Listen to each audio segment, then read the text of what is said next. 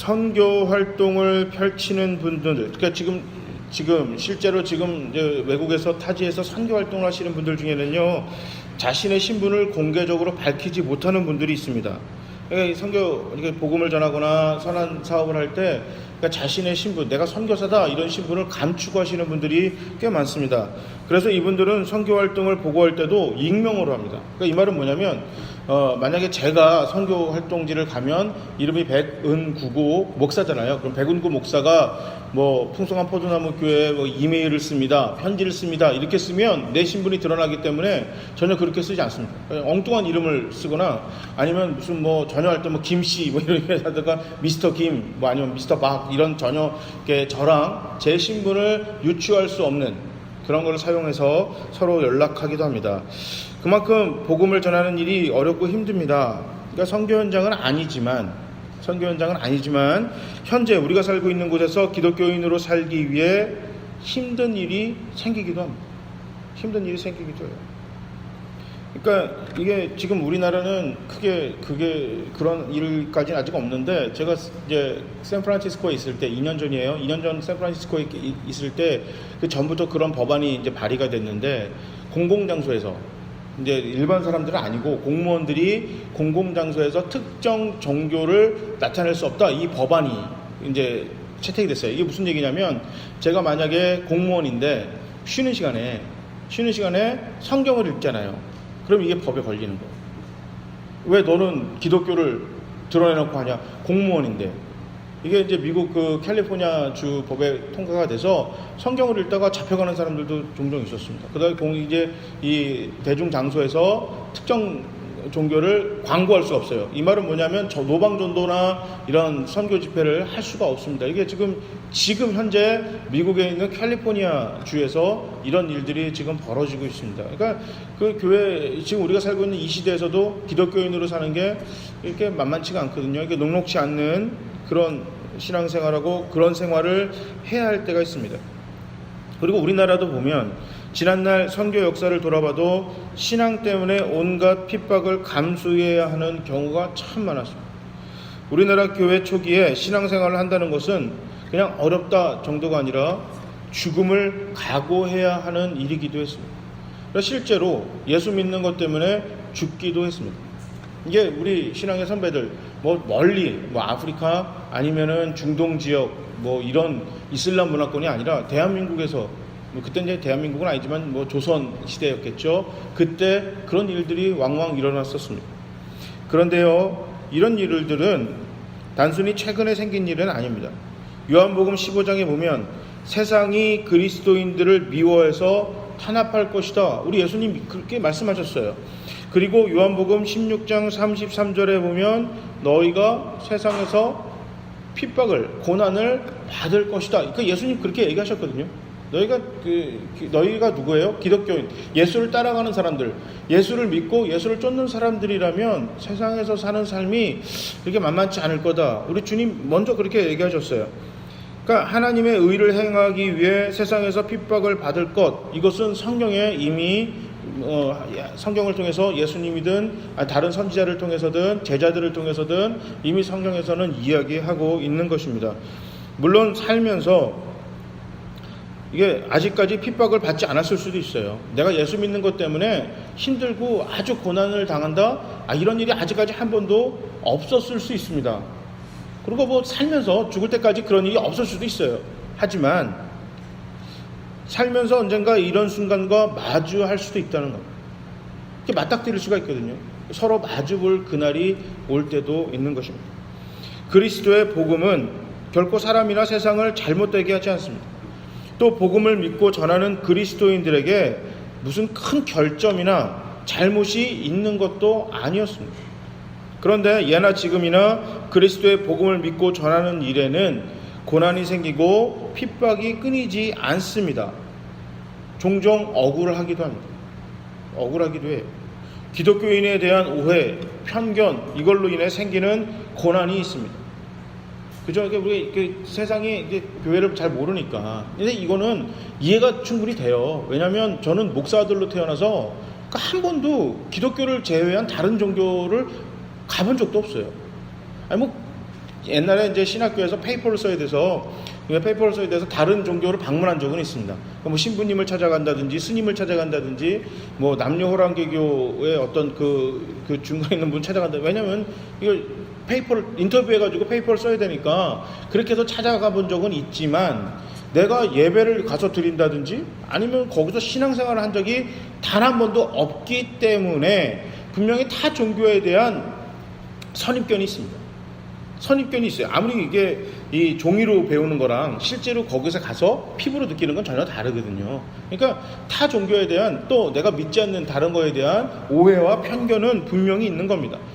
그게 그럴 법하거든요. 그래서 이제 그 사람들이 교회에 대해서 기독교에 대해서 오해하기 때문에 때로는 어떤 그런 반응이 나올 수도 있다라고 생각할 수도 있습니다. 그런데 기독교인 스스로의 게으름이나 안일함, 또 성경에 대한 무지, 그리고 죄에 대한 무책임함, 이걸로 인해 어려움을 당하기도 합니다. 이게 문제입니다. 그러니까 쉽게 얘기해서 교회가 교회답지 못해서, 기독교인이 기독교인답지 못해 받는 핍박이 있다는 거예요. 이건 정말 오늘 본문하고는 전혀 상관없는 내용입니다. 이거는 우리가 반성해야 되고 교회가 또 우리 모두가 함께 빨리 시정해서 바로 잡아야 하는 것입니다. 아무튼 기독교인은 알게 모르게 예수를 믿음으로 인해 박해를 받기도 합니다.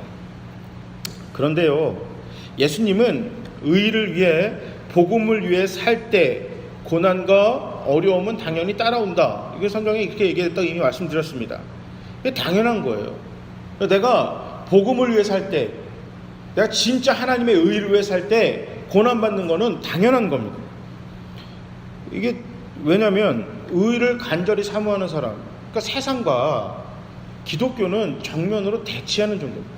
이게 대치예요. 그러니까 이게 문화도 다르고 살아가는 법 자체가 다릅니다.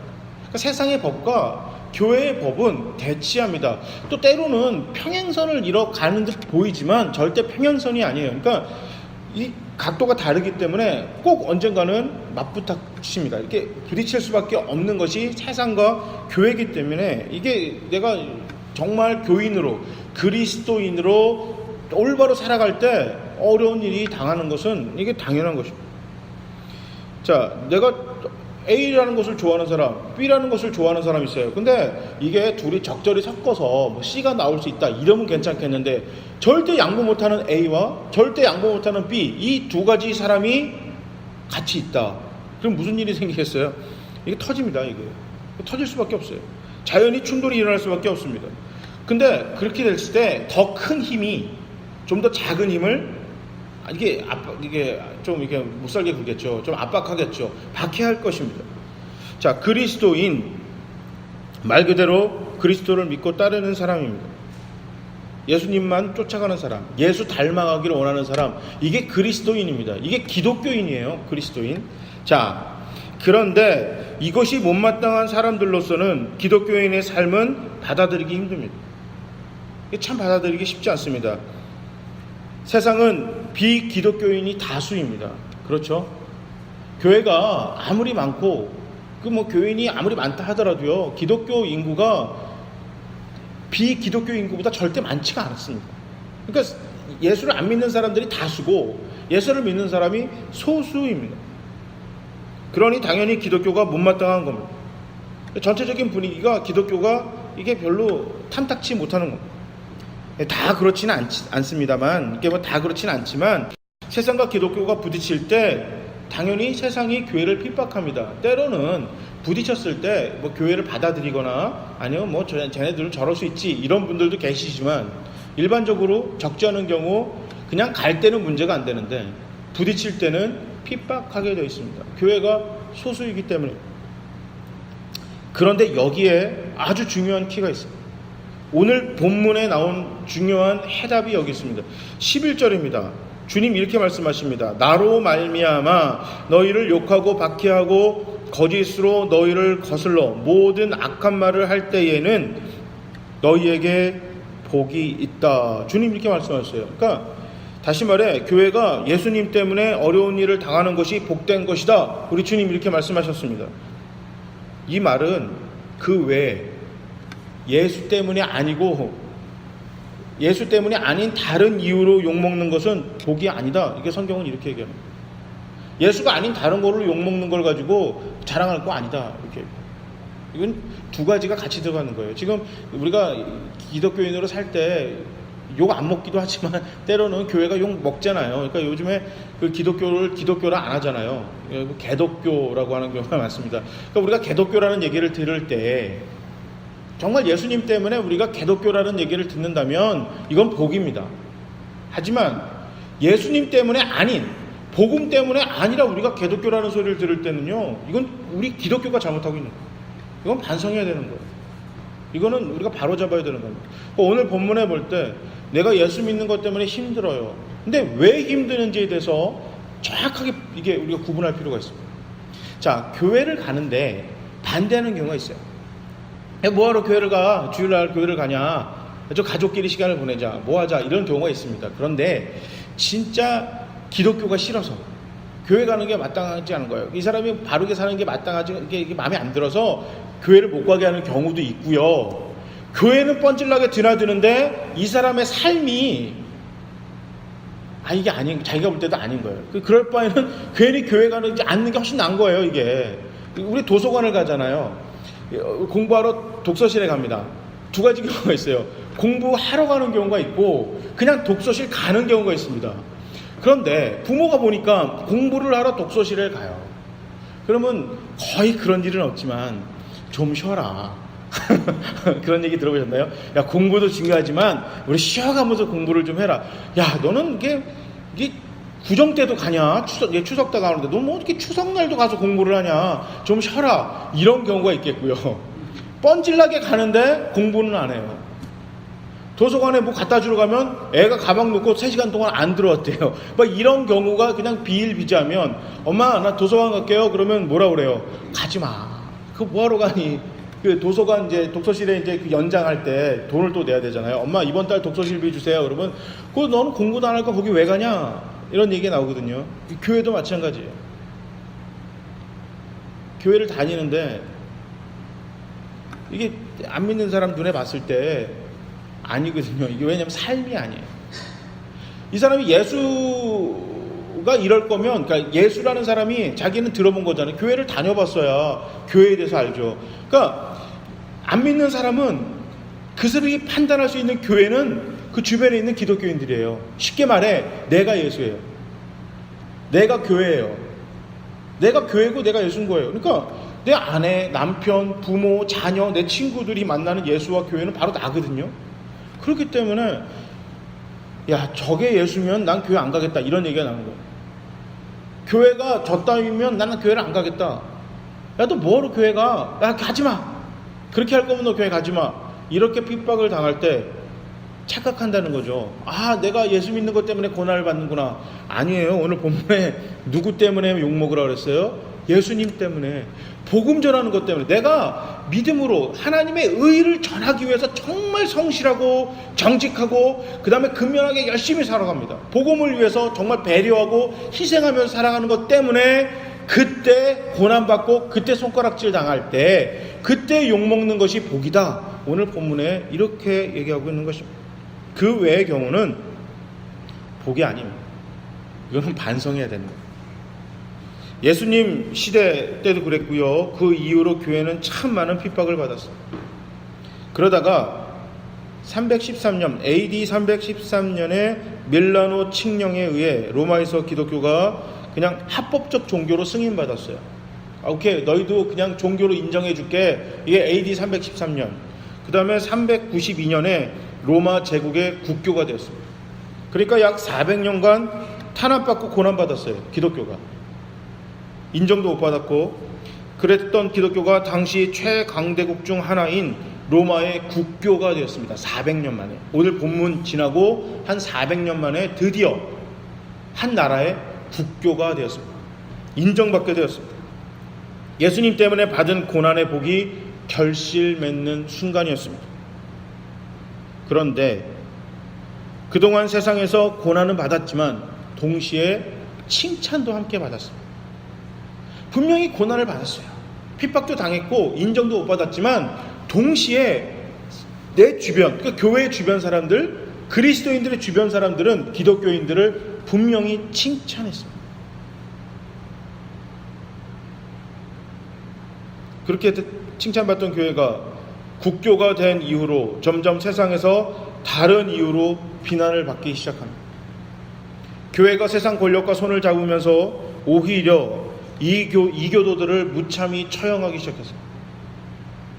그 전까지는 이교도들을 처형한 게 아니라 그들을 사랑으로 받아들였고 그들에게 복음을 전했고 예수님이 세상을 대하듯이 하나님이 죄인들을 대하듯이 그렇게 이교도들을 상대했던 교회가 국교가 되자마자 이교도들을 무참히 처형하기 시작합니다. 교회의 권력을 유지하기 위해 종교라는 이름을 빌어 마녀 사냥을 했습니다.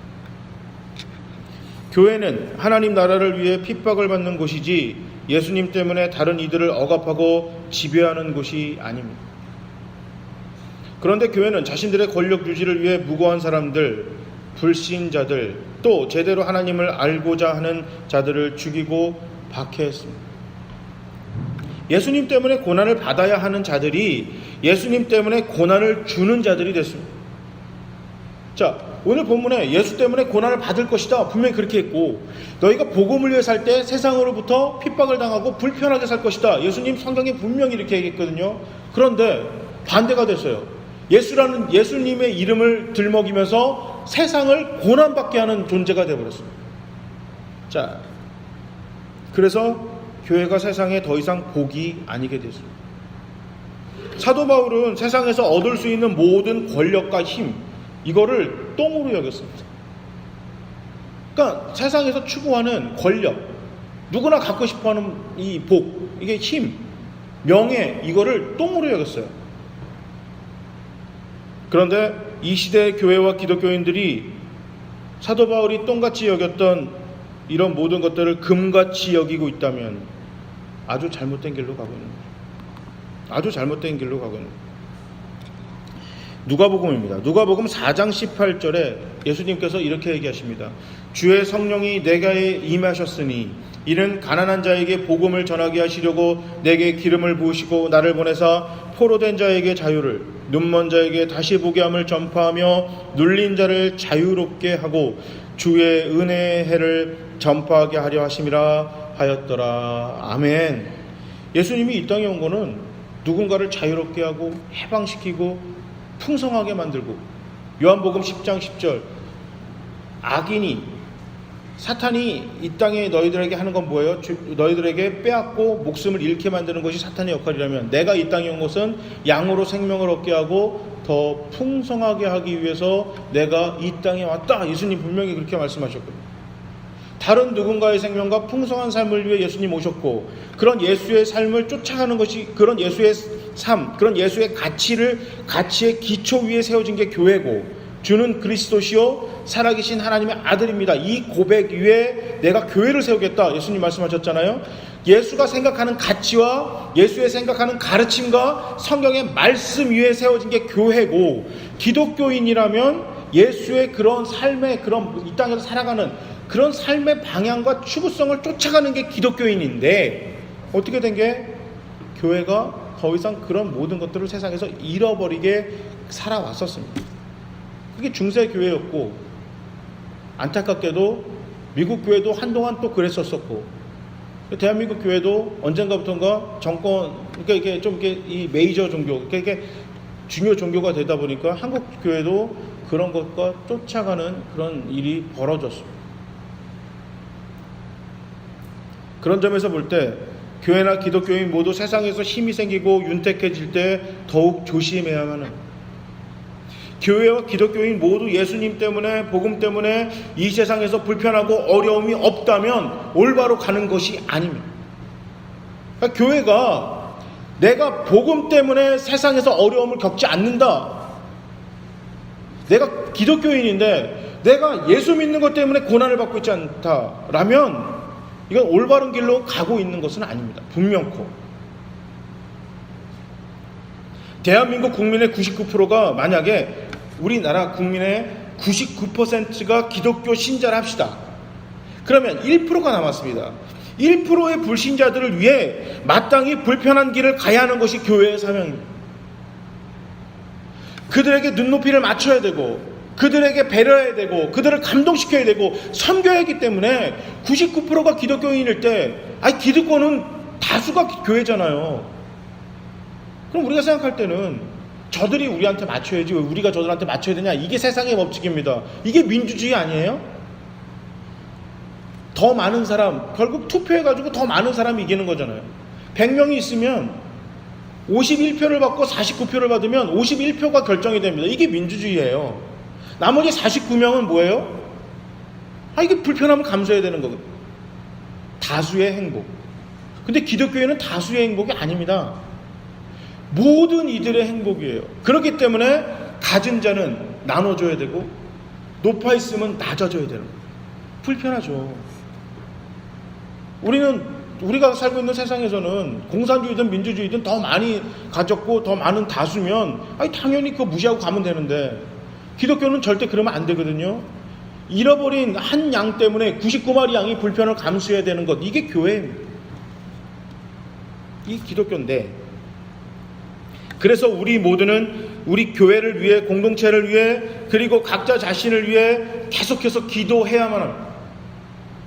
어려움과 고난과 박해를 피해 힘을 추구하는 교회와 공동체와 자신이 되지 않기 위해 끊임없이 기도해야 됩니다. 예수님은 지난주에 제가 설교 때 얘기했지만 평안을 약속하셨지 편안을 약속하신 건 아니거든요. 그러니까 우리가 얘기한 피스, 평화를 약속하신 거지 comfort, 그러니까 안락함을 약속하신 것이 아니에요.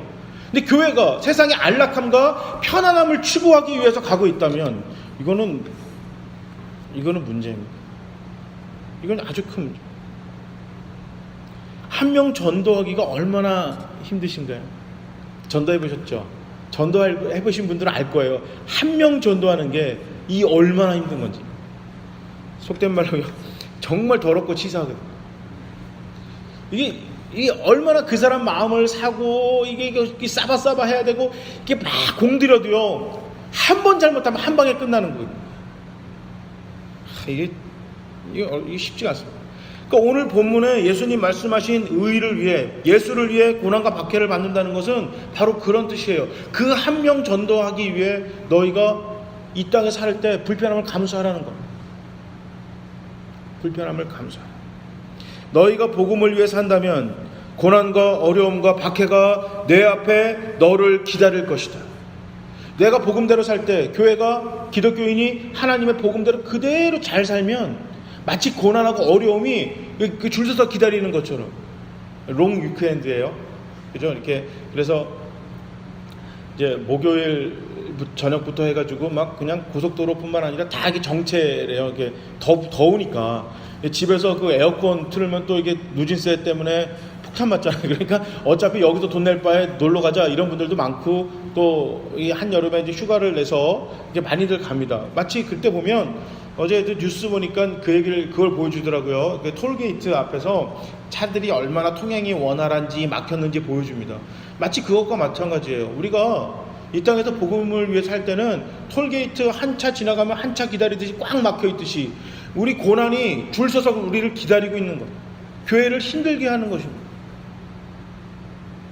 복음을 위해 우리가 살 때, 그때 기뻐하랍니다. 그때 예수님이 감사합니다. 왜 감사하냐면 드디어 너가 복된 사람이 되었다. 주님이 이렇게 말씀하십니다. 바로 이 말씀입니다. 이제 미국에서 있을 때 이제 그 청년부 사역을 할 때 전도하려면 유학생들이 대부분인 교회였기 때문에 유학생들이 이게 쉽지가 않거든요. 뉴저지에 있을 때는 금요일 저녁에 예배를 드렸어요. 그러니까 금요일 저녁은요, 유학생들이 거의 유일하게, 금요일 저녁과 토요일 오전은 유학생들 입장에서는 유일하게 누리는 행복한 시간입니다. 숙제가 많기 때문에 토요일날 저녁과 주일부터는 이제 월요일날 갈 숙제를 해야 되기 때문에 금요일날 수업이 마치면 토요일날 오전까지는 노는 거예요. 광란의 밤인데 뉴저지에서는 청년부 예배가 금요일날 밤에 있었어요. 제가 만든 건 아니고 그 전에 목사님이 만드셨는데 이게 대단히 용감하고 참 무식한 건데 어쨌든 그랬죠. 샌프란시스코에 있을 때는 토요일 밤이 청년부 예배였어요. 그러니까 유학생들 한 명 전도하는 게 보통 어려운 게 아니거든요. 얘 전도하려고요, 이거 뭐 없는 돈 하고 커피 사주고 밥 사주고 때로는 숙제도 대신해 주는 경우도 있대요. 그러게 해가지고 간신히 예배 나오기로 약속을 잡았어요. 밖에서 기다리는 거예요. 그런데 미리 연락이나 주지. 예배 시간 지나서 한 10분 뒤에 이렇게 전화도 아니에요. 카톡이 와요. 미안, 내가 오늘 교회 못 갈 것 같아. 그러면 이 아이가 그 연락받고 교회 예배당 안으로 들어올 때 얼굴이 안 좋아요. 완전 썩었어요. 이렇게 맛이 갔어요. 얼마나 기분 나쁘고 이게 열받아요. 이게 교회가 아니라면 이런 일 안 할 거 아니에요. 그리고 세상에 사람이 이게 뭐 받아 먹은 게 있으면은 그래도 예의가 있어서 계속 교회에 누군가 다니래요. 한 번만 와달라 해서 한 번만 오기로 약속을 안 한 것도 아니고 약속을 해서 기다리고 있는데 미리 연락 주는 것도 아니고 시간 다 돼서 아니면 시간 지나서 연락 받았을 때 들어오는 그 아이의 마음, 이게 불편하거든요. 그러면 내가 만약에 목사가 아니고 제가 목사가 아니라면 야 됐어 하지마. 전도할 사람이 걔밖에 없냐? 됐어 그만해. 야 걔는 아니다. 야 걔랑 놀지도 마라. 무슨 사람이 그러냐? 이렇게 얘기하겠지만 그래도 제가 목사니 어떻게 하겠어요. 야 계속 기도하자. 어떻게 하니? 더 해야지. 그런 얘기 들을 때 마음이 어떻게 불편하거든요. 그런 불편한 마음이 있을 때 예수님 어떻게 하래요? 기뻐하랍니다. 너가 복된 사람이 됐기 때문에 넌 기뻐하라. 그런데 아까 얘기했듯이 반대의 경우로 우리가 만약에 고난을 받는다면 이거는요 문제가 있는 거예요. 목회자들이 잘못을 많이 저질러요. 가끔 이렇게 보면 사회적으로 무리를 일으킬 때도 있어요. 꼭 그럴 때마다 들이미는 게 있어요. 이게 뭐 돈이 됐든 여자 문제가 됐든 권력 문제가 됐든 그 다윗이 밧세바를 범하고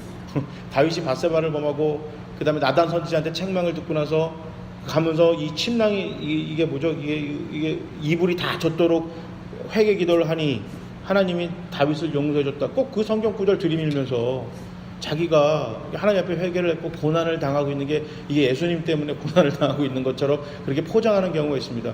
이게 무슨 예수 때문에 고난을 받는 거예요. 이게 무슨 예수 때문에 고난을 받습니다. 그죠? 내가 아까 얘기했듯이 우리가 한번 꼭 짚어봐야 되는 것들이 있습니다. 과연 나는 예수님 때문에 고난을 당하고 있는가? 내 고집과 내 뜻과 내 생각 때문에 나는 이 땅에 살면서 기독교인도 완벽한 기독교인도 아니고 그렇다고 예수 안 믿는 사람도 아닌 이 어중지게 이게 양쪽에 발을 딛고 있어서 그래서 내가 괴로워하고 힘들고 있는 건지 한번 스스로를 잘 살펴볼 필요가 있습니다. 물론 핍박을 받는다는 것은 결코 환영하거나 바라는 것은 아닙니다. 저도 그래요. 너가 복음을 위해서 살 때 의를 위해서 살면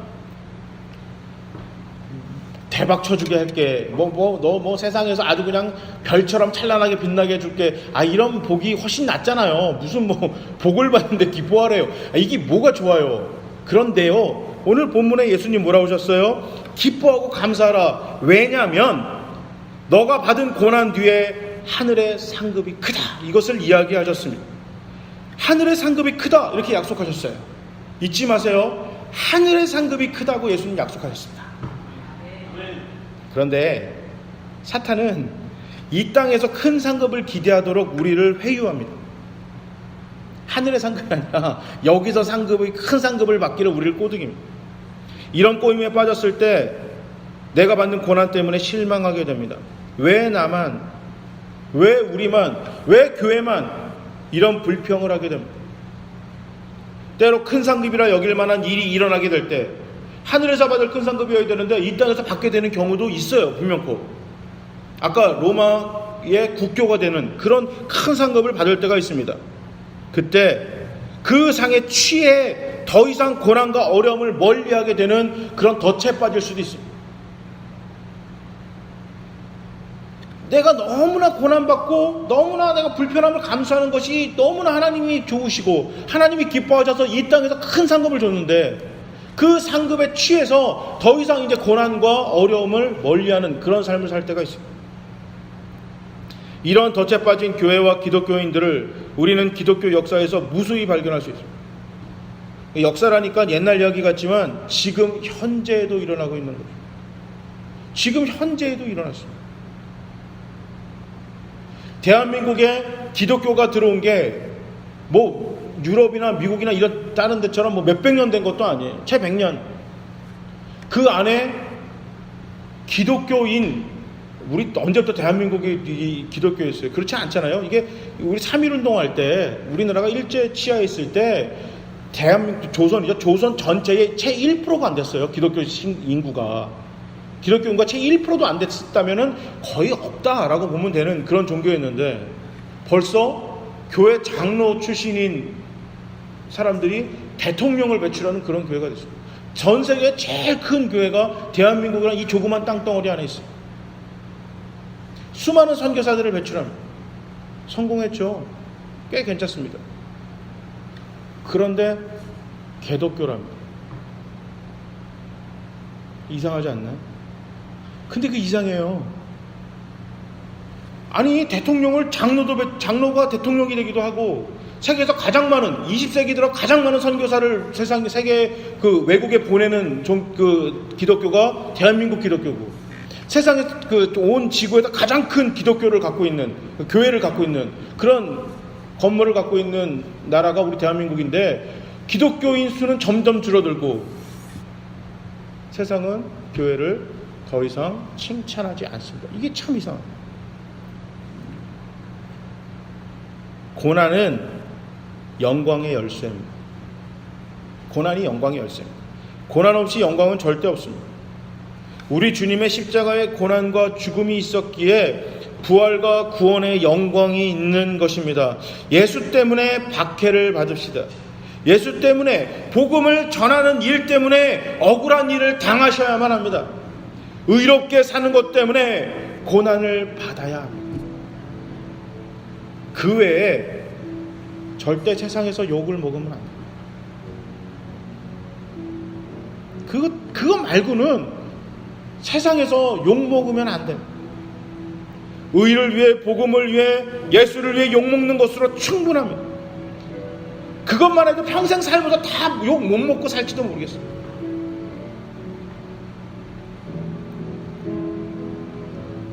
한 번은 미국에 있을 때 이런 일이 있었습니다. 11조를 내면 진짜로 굶어요. 이 청년은 11조를 내면 진짜 굶습니다. 이게 뭐 우리가 말 그대로 뭐 반찬이 고기를 못 먹고 풀만 먹는다든지 아니면 도넛만 먹는다든지 이게 아니라 진짜 굶습니다. 11조 설교를 끝나고 제가 사무실로 들어가는데 조로로 절 쫓아옵니다. 그래서 이런 얘기를 해요. 목사님, 저 아시잖아요. 제가 그 청년한테 차마 11조를 내란 말을 못하겠어요.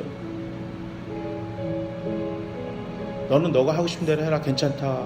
내가 예수님이라도 너 괜찮다고 할 거야. 근데 이 친구가 그래갖고 좀 마음이 편해졌나 봐요. 그러면서 뒤돌아가면서 가다가 갑자기 멈추고 서가지고 저한테 질문합니다. 목사님이라면 어떡하시겠어요?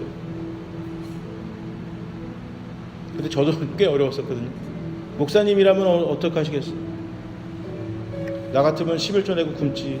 그러니까 얼굴이 완전 또 잿빛이 됐어요. 내 평생 살면서 언제 내가 11조 내는 것 때문에 굶어보겠냐. 네, 그런 얘기. 평생 살면서 내가 11조 때문에 굶어보는 일이 내 평생 몇 번이나 있겠니? 네, 그런 얘기. 이건 찬스다. 예수 때문에 받아야 될 고난 내 평생 몇 번이나 경험해 보시겠어요? 24시간 7일 동안 대부분 직장을 다니고 가정생활을 하고 학교를 나가고 이러다가 대부분 그냥 지나갑니다. 복음을 살 수 있는 시간은 채 몇 시간 되지도 않습니다. 그러나 그 짜투리의 짧은 5분 10분 그 시간이 내가 그리스도의 사랑과 복음을 전할 수 있는 정말 중요한 순간이라는 것입니다. 계속 부딪히면 그렇게 얘기하겠지만 약간 비틀어져 있는 세상에 살기 때문에 하나님과 세상과 정면으로 맞닥뜨려지는 그런 시간이 내 평생 몇 번 오지 않습니다. 그럴 때 무엇을 선택하시겠습니까? 아주 크리티컬한 타임이 아주 중요한 순간에 내 일생에 부딪힐 때 하나님을 선택하시겠습니까? 세상을 선택하시겠습니까? 머릿속으로는 하나님을 선택해야 된다는 거 압니다. 하지만 실제로는 불가능합니다. 왜요? 연습이 안 됐었기 때문에. 훈련이 안 돼 있으니까 정말 본 게임에 가서는 내가 못하는 건 해본 적이 없었어요. 그래서 너무나 소소한 일상생활인 바로 지금이 너무너무 중요한 것입니다. 여러분, 가정에서, 학교에서, 직장에서, 교회에서 걸어가면서 훈련하시기 바랍니다. 아무도 안 보더라도 신호등 지키시고, 아무도 안 보더라도 속도 지키시기 바랍니다. 좌회전 신호 들어왔을 때 유턴해서 돌든지 왼쪽으로 들어가라고 하면 남들 다 차 나와서 가더라도 지키시기 바랍니다. 남들 다 세금 제대로 안 내더라도 바보 같은 소리 듣더라도 세금 올바로 내시기 바랍니다. 실제 그것 때문에 내가 망하고 고난을 당하고 바보라는 소리를 들어도 그렇게 사시기 바랍니다.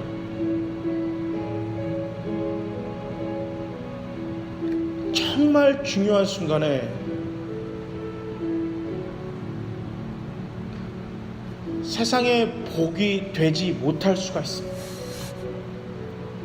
예수가 필요한 사람에게 예수를 전하는 그 중요한 순간에 나의 의의를 전하지 못하고 복음대로 살지 못하는 내 일상생활의 나의 삶 때문에 그가 예수를 받아들이지 못할 수가 있습니다.